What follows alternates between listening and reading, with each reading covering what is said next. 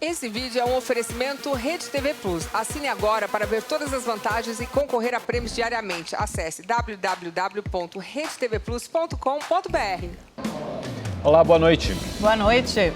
Uma decisão de um ministro do Superior Tribunal de Justiça afastou o governador do Rio de Janeiro, Wilson Witzel, do PSC, por suspeitas de irregularidades na área da saúde.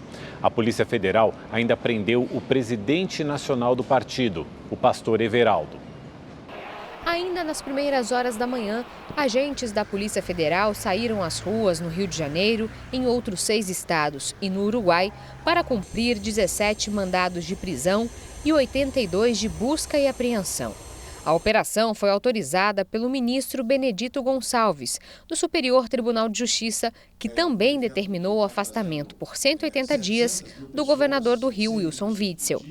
De acordo com a Procuradoria-Geral da República, desde que assumiu o cargo em janeiro de 2019, Witzel montou uma organização criminosa dentro do governo do estado. A quadrilha foi dividida em 3 grupos, que desviavam recursos dos cofres públicos. O esquema era liderado por empresários, que lotearam as principais secretarias, como a da Saúde, para criar esquemas que beneficiassem as próprias empresas. O escritório de advocacia da primeira-dama, Helena Witzel, seria utilizado para lavar o dinheiro. Agentes da Polícia Federal estiveram na residência oficial do casal para cumprir mandados de busca e apreensão. A Procuradoria-Geral da República chegou a pedir a prisão do governador, mas o ministro do Superior Tribunal de Justiça, Benedito Gonçalves, não atendeu à solicitação e determinou o afastamento do cargo. Ele proibiu Witzel de ter acesso às dependências do governo e de ter contato com funcionários. Wilson Witzel foi indiciado por lavagem de dinheiro, formação de organização criminosa e corrupção ativa e passiva. A operação de hoje, nós nos vimos como se num túnel do tempo, revendo velhos fatos que nós já vimos investigado, mas agora com outros personagens. Utilização do escritório de advocacia para lavagem de recursos, quer dizer, inexistência da prestação de serviços e pagamento de vantagens indevidas. Durante a operação, o pastor Everaldo, presidente nacional do PSC, foi preso em casa no Recreio, Zona Oeste do Rio. Everaldo foi citado na delação do ex-secretário estadual de Saúde, Edmar Santos, como o homem que comandava a pasta. 2 filhos do pastor também tiveram a prisão decretada. O vice-governador Cláudio Castro, do PSC, mesmo partido de Witzel, também é investigado, mas contra ele não há determinação de afastamento. Edmar Santos disse em delação que Castro se beneficiava dos esquemas de corrupção no governo do estado. O ex-secretário de Desenvolvimento Econômico, Lucas Tristão, não foi localizado pela manhã, mas depois se apresentou à Polícia Federal e foi preso. De acordo com a decisão do STJ, Lucas Tristão é figura central da empreitada criminosa, pois operacionalizou pagamentos e interlocuções desde antes da eleição. Considerado o homem forte no poder estadual, ele acabou exonerado após desgaste com a Assembleia Legislativa e pela ligação com o empresário Mário Peixoto, denunciado por corrupção pela PGR. Mandados de busca e apreensão foram cumpridos também no gabinete do deputado André Siciliano, presidente da Alerj. O trabalho de hoje é apenas mais uma fase de uma investigação que já se iniciou aqui na primeira instância, que foi ao STJ, e outras fases ainda serão apresentadas para desvendar e aprofundar os fatos que são narrados. Durante a manhã, Witzel convocou uma entrevista para se defender das acusações. Eu desafio quem quer que seja a dizer qual foi o ato que eu pratiquei desde o momento que se iniciaram as investigações até agora para atrapalhar as investigações. O processo penal brasileiro está se transformando num circo e essas delações mentirosas estão sendo produzidas e usadas politicamente. Em nota, o pastor Everaldo disse que sempre esteve à disposição de todas as autoridades e reitera sua confiança na justiça. O PSC afirmou que confia na justiça e no amplo direito de defesa de todos os cidadãos. Também em nota, o presidente da Assembleia Legislativa do Rio, André Ceciliano, afirmou que desconhece as razões da busca e apreensão nos gabinetes, mas que está pronto para colaborar com as autoridades. Nós não conseguimos contato com a defesa de Lucas Tristão. Com o afastamento de Wilson Witzel, o cenário agora é de incerteza na política fluminense. Quem assume é o vice, Cláudio Castro, que também é investigado. As denúncias de corrupção no Palácio Guanabara são recorrentes. Witzel é o 6º governador do Rio investigado por corrupção nos últimos 4 anos. No pronunciamento feito logo após o afastamento, no Palácio Laranjeiras, residência oficial do governador do Rio, Wilson Witzel, do PSC, afirmou que é vítima de uma perseguição por parte do governo federal com uso político do Poder Judiciário e atacou a subprocuradora-geral da República, Lindora Araújo. E eu quero desafiar ao Ministério Público Federal na pessoa da doutora Lindora, que a questão agora é pessoal, né? É pessoal. Ela me adjetivou como chefe da organização criminosa. Eu quero que ela apresente um único e-mail, um único telefonema, uma prova testemunhal, um pedaço de papel em que eu tenha pedido qualquer tipo de vantagem ilícita para mim. Os ataques também foram direcionados ao ex-secretário de Saúde, Edmar Santos, preso por denúncias de desvio de verba na saúde e que delatou o governador afastado. Busque apreensão na casa do vice-governador, busque apreensão na casa do presidente da LERJ, com base numa delação mentirosa de um homem desesperado, um bandido que nos enganou a todos. Edmar nos enganou a todos. Um tenente-coronel da Polícia Militar, professor da UERJ, ex-diretor do Pedro Ernesto. Esse vagabundo entra na saúde do Rio de Janeiro quando eu avisei que não toleraria corrupção e não tolero corrupção. Tentou ludibriar a todos nós. Com o afastamento, quem assume o cargo é o vice-governador do Rio, Cláudio Castro, que pertence ao mesmo partido de Witzel, o PSC. Nascido em Santos, no litoral de São Paulo, Castro é advogado e cantor gospel. Ele ocupou o cargo de vereador por 2 anos, quando foi escalado para compor a chapa de Witzel em 2018. Mas Cláudio Castro também é um dos alvos da investigação. Agentes da Polícia Federal cumpriram mandados de busca e apreensão na residência do vice-governador, que é apontado pela Procuradoria-Geral da República como integrante do esquema de corrupção. Caso as investigações avancem e Cláudio seja afastado, quem assume o cargo é o presidente da Assembleia Legislativa, André Ceciliano, do PT. Ele também é investigado e, se não puder assumir, o governo estadual deve ficar sob o comando do presidente do Tribunal de Justiça, Cláudio de Mello Tavares. Contrariando todas as expectativas, Wilson Witzel foi eleito em 2018, com a promessa de combater o crime e a corrupção. Depois da eleição, começaram os atritos com o presidente Jair Bolsonaro, que também acusa o governador de perseguição. Depois de muitas polêmicas na política de segurança pública, Witzel se viu no meio de um escândalo de corrupção e desvio de verbas na saúde durante o combate à pandemia de Covid-19. Isso lhe custou a abertura do processo de impeachment na LERJ. Wilson Witzel é o 6º governador do Rio investigado por corrupção nos últimos 4 anos.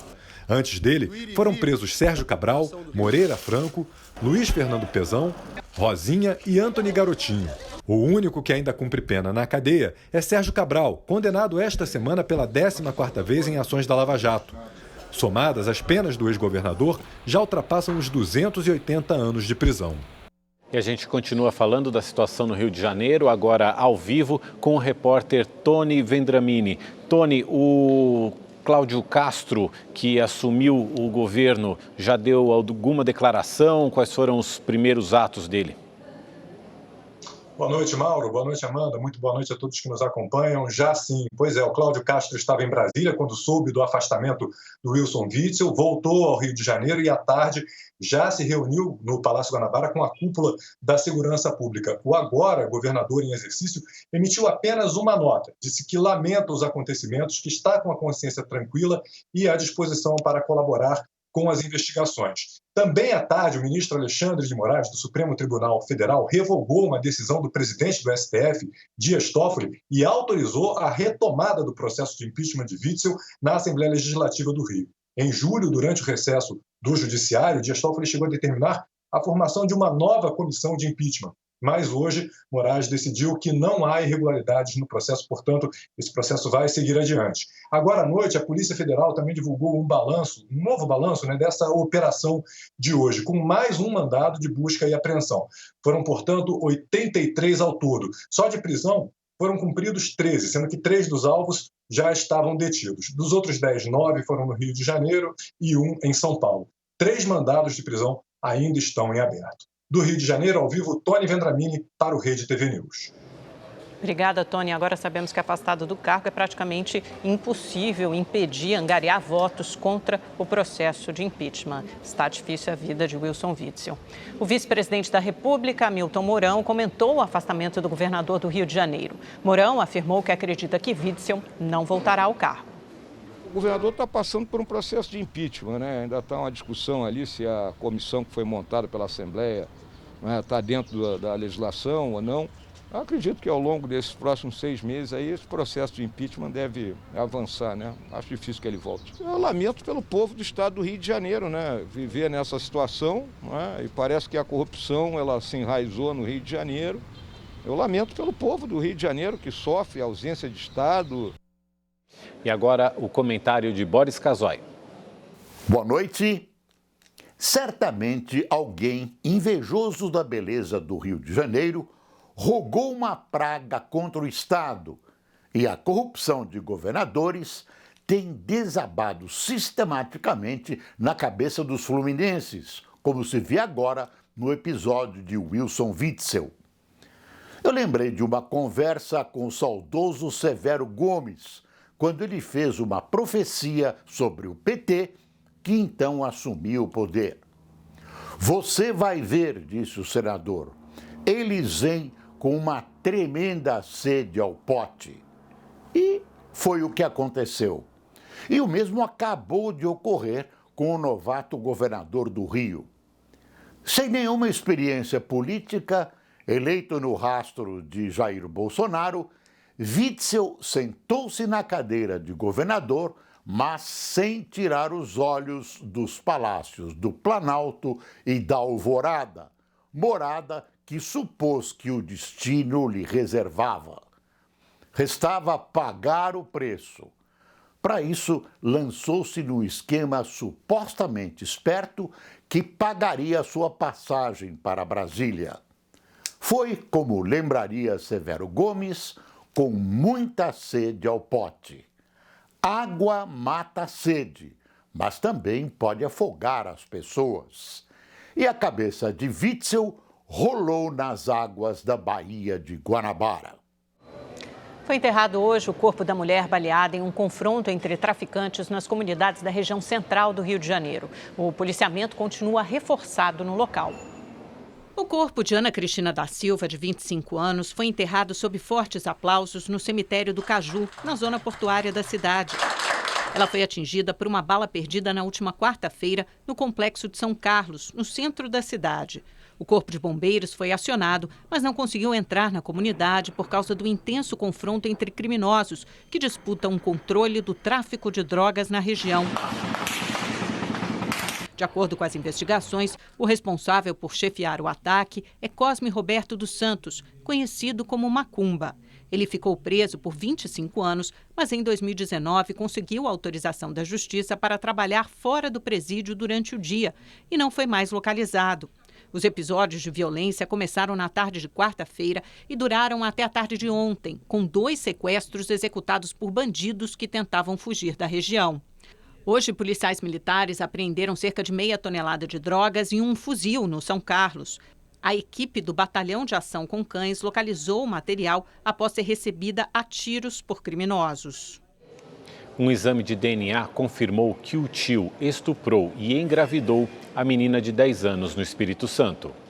O material genético analisado pela Polícia Técnico-Científica do Espírito Santo revelou que o DNA do feto é compatível com o do tio da criança. Foi coletado amostras do material genético da menina e do feto. O mesmo foi feito com o tio, que está preso. A gente fez o processamento dessa amostra e obteve o perfil genético do acusado para ser confrontado com as outras demais amostras que vieram de Pernambuco. O laudo com as análises já foi encaminhado para o Ministério Público Estadual. O tio já é réu no processo e responde por estupro de vulnerável. Se condenado, ele pode pegar até 15 anos de prisão.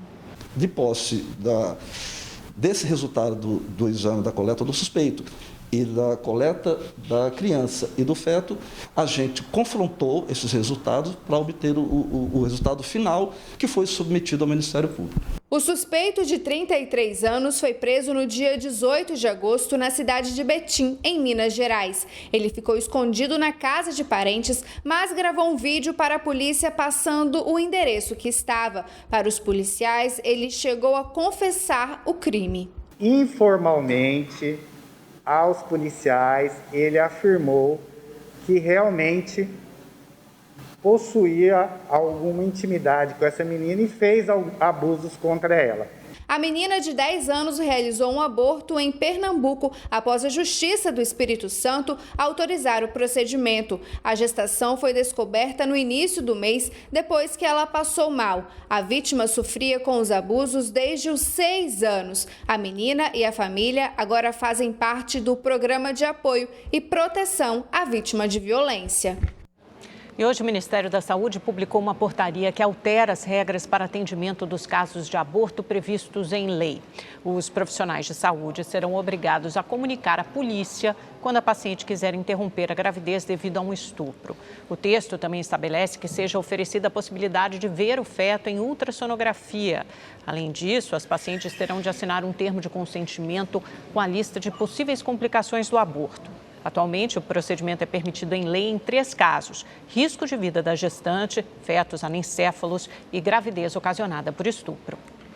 A Polícia Rodoviária Federal apreendeu quase 1,5 toneladas de maconha no interior de Minas Gerais. O motorista da caminhonete foi abordado na BR-040 em 7 Lagoas por trafegar com o farol e o farolete queimados. Eram tantos tabletes de maconha que alguns estavam espalhados pela cabine. Na carroceria tinha quase 1,5 toneladas da droga. O motorista de 33 anos foi preso e confessou ter recebido R$3 mil para transportar o material do Mato Grosso do Sul até a capital mineira. A Polícia Rodoviária avaliou a carga em aproximadamente R$2 milhões. O carregamento e o motorista foram encaminhados para a Polícia Federal em Belo Horizonte. Em Santa Isabel, na Grande São Paulo, um motorista de aplicativo foi preso acusado de estuprar pelo menos 5 mulheres. Segundo a polícia, ele também extorquia as vítimas. De acordo com a polícia, Rafael Martins costumava atrair as vítimas durante a primeira viagem feita pelo aplicativo. Em seguida, oferecia corridas particulares por um preço mais em conta. E nessas corridas, ele desviava o caminho e cometia os abusos. Uma das vítimas disse à polícia que foi estuprada e agredida por Rafael. Durante o percurso, ele desviou aqui da Dutra, entrou numa estrada vicinal aqui da cidade de Santa Isabel, levou para o meio do mato e ali passou a agredi-la, com soco, puxão de cabelo, estrangulamento. E aí, além de obrigá-la à prática de sexo oral, ainda obrigou que ela passasse o cartão de débito na maquininha dele, R$ 1.700, largou ela e foi embora. E aí nós identificamos ele agora essa semana, ela tem o reconhecimento da foto positivo e foi decretada a prisão temporária. Além deste caso, o suspeito já teria estuprado e extorquido outras 4 mulheres, entre elas 2 adolescentes. Rafael negou todos os crimes. A polícia acredita que mais denúncias possam surgir depois da prisão do motorista.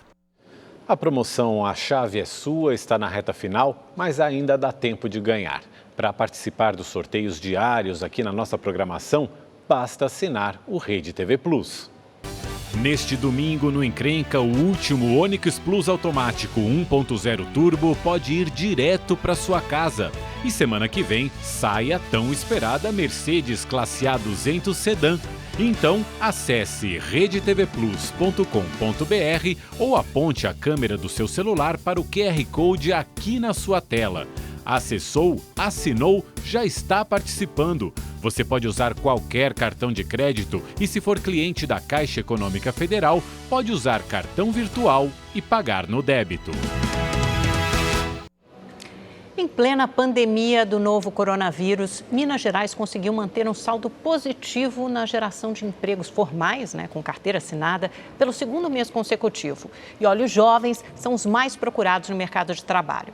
O repórter Rodrigo Cabral mostra como os mineiros estão obtendo esses resultados tão positivos. Luiz Felipe é recém-formado em zootecnia e ficou muito preocupado com a situação do mercado de trabalho nos últimos meses. Em meio à pandemia, incertezas e não sabia se teria oportunidade. A oportunidade que tanto esperava veio há 2 semanas. Ele foi contratado pela empresa onde fez estágio no ano passado. Eu me sinto mais do que tudo privilegiado, de num cenário tão, digamos, triste para a maioria, eu consegui, logo que eu me formei, me inserir no mercado. Aqui em Minas Gerais, a geração de empregos com carteira assinada superou as demissões pelo segundo mês seguido. Em julho, o saldo foi de quase 16 mil novos postos de trabalho, melhor desempenho do estado desde o começo da pandemia. Os números do Cadastro Geral de Empregados e Desempregados, feito pelo Ministério da Economia, mostram que no mês passado, pouco mais de 114 mil trabalhadores foram contratados e quase 99 mil demitidos. O resultado é muito positivo, principalmente se a gente compara com o período recente, onde ocorreram muito mais demissões do que admissões. Segundo o CAGED, a maioria dos postos de trabalho foi gerada para pessoas mais jovens, do sexo masculino e com ensino médio completo. A indústria de transformação se destacou positivamente. A construção civil foi o segundo maior gerador de empregos no mês de julho. Além disso, a agropecuária apresentou um resultado positivo e o setor de comércio. Esta empresa é especializada em tecnologia para o agronegócio, não demitiu ninguém nos últimos meses e vai contratar mais. Temos aí o objetivo de contratar até o final do ano basicamente 60 vagas, pensando principalmente na nossa área de tecnologia, mas nós teremos vagas aí em todas as áreas da empresa. Nesse momento, temos 26 vagas em aberto já. Glaucinei também tem motivos para comemorar. O contrato de trabalho com uma empresa do setor de construção civil encerrou, mas ele já foi chamado para um novo empreendimento. Muito bom, né? A economia do país, a gente não ficar desempregado, pai de família, precisamos do emprego. Deus abençoe que abre mais portas para quem está desempregado, E o número de desempregados no Brasil teve uma ligeira queda na primeira semana de agosto. Segundo estimativa divulgada hoje pelo IBGE, cerca de 12 milhões e 600 mil brasileiros estavam desempregados no período. A taxa de desocupação caiu para 13,3% na semana pesquisada, ante 13,7% no fim de julho. O governador de São Paulo, João Dória, afirmou hoje que o estado superou o pior momento da pandemia do coronavírus. Pois é, o estado registrou queda significativa no número de óbitos e de internações pela Covid-19 nas últimas 2 semanas. E nenhuma região regrediu de fase no plano de flexibilização da quarentena. Os dados divulgados hoje pelo governo de São Paulo mostram que houve uma redução de 20% no número de óbitos nos últimos 14 dias. Já as internações caíram pela 4ª semana seguida. O estado também registrou 54,3% de ocupação de leitos de UTI, o menor índice desde a implementação do Plano Gradual de Retomada das Atividades Econômicas. Mas, mesmo com indicadores positivos, São Paulo continua em quarentena até o dia 6 de setembro. A perspectiva no atual cenário epidemiológico é de que estamos, de fato, iniciando a descida do platô. E é bem provável que o quadro mais crítico desta pandemia nós tenhamos superado com convicção. Estamos falando, portanto, em vidas que estão sendo poupadas todos os dias em São Paulo. E esses indicadores são a maior prova da eficiência das medidas sanitárias e das medidas de higiene e obrigatoriedade de uso de máscaras que o governo do estado de São Paulo e a prefeitura da capital de São Paulo determinaram em todo o estado, muito antes de outras cidades, mesmo do exterior. Para a capital paulista, o cenário também é otimista. A prefeitura estima que a cidade passe para a fase verde, a segunda menos restritiva do plano de flexibilização, entre 20 de setembro e 10 de outubro. Na coletiva, João Dória anunciou ainda que, pela primeira vez, o Instituto Butantan vai exportar vacinas da gripe. Serão enviadas 550 mil doses encomendadas pela OMS a países asiáticos. A internacionalização vai ajudar na divulgação de outra vacina, a Coronavac. O imunizante contra a Covid-19 deve estar disponível em dezembro. Isso demonstra que o Butantan está preparado, está sendo reconhecido pela Organização Mundial de Saúde como um fornecedor de vacinas para o mundo. Esse é o ponto importante. Nós estamos, de fato, agora materializando, na intenção da Organização Mundial de Saúde em distribuir as vacinas que são produzidas aqui no Butantan. Vamos começar com a gripe, sim, mas vamos também fazer um grande esforço para que o mesmo aconteça com as outras vacinas que o Butantan produz e, quiçá, com a vacina para o coronavírus um pouquinho mais lá na frente. E o Ministério da Saúde atualizou os números da Covid-19 no Brasil. Mais de 2.976.000 pessoas já se recuperaram da doença. Outras 708 mil pessoas permanecem em acompanhamento médico. O país acumula mais de 119 mil mortes provocadas pelo vírus. O Tribunal Superior Eleitoral anunciou mudanças para as eleições municipais deste ano. O horário de votação foi ampliado em 1 hora e as lives de artistas para promover candidatos estão proibidas. O posicionamento do tribunal é uma resposta a uma consulta feita pelo PSOL. A legenda queria saber se era legítima as transmissões ao vivo de artistas pela internet em eventos chamados de live-mícios. Mas, por unanimidade, o plenário decidiu hoje que os candidatos não podem participar deste tipo de evento. A realização de eventos com a presença de candidatos e de artistas em geral, transmitidos pela internet e assim denominados como lives eleitorais, equivale, a meu juízo, à própria figura de showmício, ainda que em formato distinto do presencial, tratando-se assim de conduta expressamente vedada pelo artigo 39, parágrafo 7º da Lei 9.504 de 97. A proibição compreende não apenas a hipótese de showmício, como também a de evento assemelhado nos termos da lei. Ontem, em outra decisão do Tribunal Superior Eleitoral, o presidente da instituição, Luiz Roberto Barroso, ampliou o horário de votação nas eleições municipais deste ano em 1 hora, com início às 7 da manhã e término às 5 horas da tarde. Também haverá horário de votação preferencial para as pessoas acima de 60 anos, das 7 até às 10 horas da manhã. A intenção é evitar aglomeração. O presidente Jair Bolsonaro participou no Palácio do Planalto da cerimônia do Dia Nacional do Voluntário. Durante o evento, foi lançada uma campanha do programa Pátria Voluntária, que é comandado pela primeira-dama Michele Bolsonaro. A ação, batizada de Apadrinhe um Futuro, tem o objetivo de arrecadar doações financeiras que serão destinadas a instituições que cuidam de crianças e adolescentes em situação de vulnerabilidade. Também houve o lançamento pelos Correios de um selo comemorativo alusivo ao Dia Nacional do Voluntário. O Ministério do Meio Ambiente informou em nota que todas as operações de combate ao desmatamento ilegal na Amazônia e as queimadas no Pantanal serão suspensas a partir da próxima segunda-feira. Segundo o Ministério, a decisão foi motivada por um bloqueio de recursos do IBAMA e do ICMBio feito pelo governo federal. No final da tarde, no entanto, o vice-presidente Hamilton Mourão, que preside o Conselho da Amazônia, afirmou que o ministro Ricardo Salles se precipitou e que os cortes não irão ocorrer. E agora a previsão do tempo para todo o Brasil neste fim de semana. Gabriela de França tem os detalhes. Olá, boa noite para todo mundo. Final de semana promete ser de muito sol e calor pelo Brasil, viu?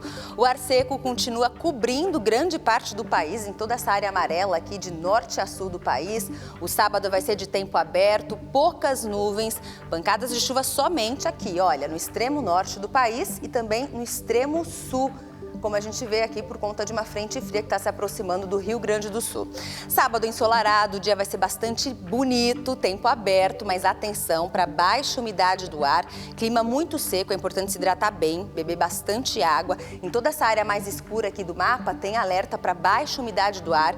Em alguns locais aqui do interior do país, o índice de umidade relativa do ar pode ficar abaixo de 20%. É atenção mesmo, tá? Situação de alerta, clima praticamente de deserto. O dia começa fresquinho ainda, com mínima de 15 graus apenas, em Brasília, Belo Horizonte e na capital paulista, mas à tarde esquenta bem, chegando perto dos 30 graus, à noitinha a temperatura cai de novo. Agora no Rio de Janeiro, gente, os cariocas aí, o frio vai embora de vez, vai dar uma boa esquentada nesses próximos dias aí, máxima de 29 graus amanhã, 30 graus no domingo e o sol brilha forte. E as temperaturas ficam altas em grande parte do Brasil, acima dos 30 graus, chegando aos 36 em Campo Grande, no Mato Grosso do Sul. Dia muito quente, mais uma vez, em Cuiabá, com 41 graus, 38 em Porto Velho, 36 em Belém e 33 graus em São Luís. E até lá em Porto Alegre vai ser um dia bastante quente, máxima de 32 graus, muito sol, mas atenção para virada no tempo, viu? No domingo tem previsão de pancadas de chuva a partir da tarde e aí na segunda-feira queda brusca de temperatura, viu? Mínima de 9 graus e não passa dos 18. E agosto vai chegando ao fim, vem aí setembro, o novo mês marca o fim do inverno, vai chegar aí a primavera e essa primeira metade do mês deve ser bastante seco e quente. A chuva só deve retornar e se espalhar mais pelo Brasil a partir aí da metade do mês de setembro. Mas claro, a gente vai te atualizando aqui dia a dia no Rede TV News, então fique ligadinho aqui com a gente, tá bom? Uma ótima noite para você, aproveite seu final de semana. Tchau, tchau. Muitas famílias acabam se desesperando quando o animalzinho de estimação foge ou se perde. Por isso, uma startup de São Paulo usa drones e cães farejadores para ajudar os donos dos pets a encontrarem os animais perdidos. No último mês, 9 deles foram recuperados. O sumiço do Zen, cachorrinho de estimação da Adriana, fez com que ela distribuísse cartazes com a foto dele, colocasse carro de som nas ruas e até um detetive atrás de pistas para encontrá-lo. Eu fiz boletim de ocorrência, tudo que me pediram para fazer para localizar o Zen, eu fiz. Então eu fiz boletim de ocorrência, eu contratei todas essas situações para eu realmente achar o Zen. Ele desapareceu em maio na zona sul de São Paulo, mas até agora, nada do Zen. O Zen é o filho, realmente o sentimento é de filho que não dá para desistir de procurar. Foi por causa de histórias como a de Adriana e do Zen que essa equipe de uma startup de São Paulo montou uma estrutura para realizar buscas a animais desaparecidos. Entre os serviços estão a distribuição de cartazes e panfletos para comunicação visual. Tem também a colaboração de outros animais, que são os cães farejadores, e também o uso de drones para procurar não só cachorros e gatos, mas também cavalos, roedores, serpentes, tartarugas e jabutis. Por dia, a empresa recebe cerca de 80 solicitações. São ferramentas que a gente utiliza para poder recuperar o mais rápido possível esse pet. Nós usamos desde o cão farejador, que é o nosso carro-chefe diferencial, que ele é capaz de rastrear por onde pisou, por onde caminhou e muitas vezes aonde teve o maior grau de atividade desse pet que foi perdido. Depois nós entramos com outros recursos como câmeras, monitoramento 24 horas. Mônica contratou o serviço e quem ajudou a encontrar o Luí foi o Barão, um dos cães farejadores da equipe. E o Barão ele foi diretamente no lugar onde o Luí estava. Então isso foi fundamental, porque a gente não sabia por onde começar a procurar. A pessoa indicou que ele estava ali, que tinha visto um cachorro parecido, mas o Barão indicou exatamente o lugar onde o Luí estava. E aí, Luí? Encontramos! Uma esperança para Adriana, que sonha com o dia do reencontro com Zen. Eu sonho ainda com o desejo de rever meu Zen. E o Rede TV News fica por aqui. Uma boa noite para você. Ótima noite, bom fim de semana.